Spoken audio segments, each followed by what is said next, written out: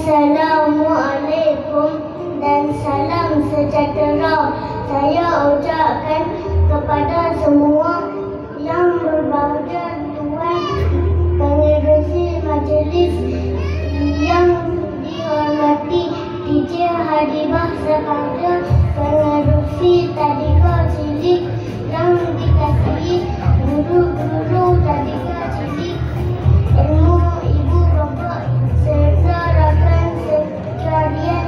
Saya Muhammad Syakir Andra bin Saiful Adli mewakili rakan-rakan dari rangkaian Tadika Cilik ingin mengucapkan terima kasih di atas kesudian Tuan dan Puan yang hadir pada hari ini. Terima kasih ini juga ditunjukkan kepada guru-guru kami yang telah mendidik kami.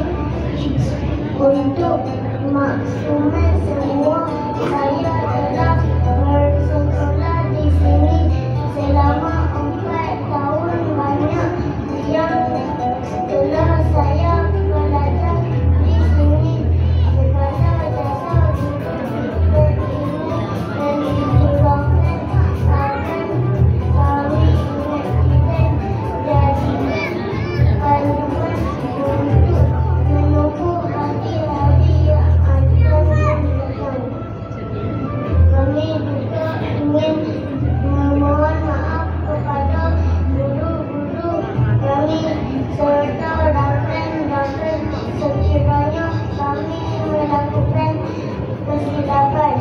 Harapan kami adalah semoga Tadika Cilik ilmu akan terus maju ke hadapan dalam melayani pelajar-pelajar yang berjaya dan mempunyai akhlak serta budi pekerti yang tinggi.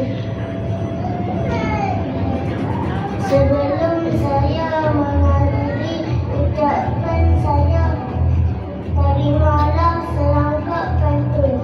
Buah delima di atas tulang, indah dipandang merah warnanya. Majlis kita selamat gemilang, kenangan manis kekal bersama. Sekian. Okey, berikan tepukan.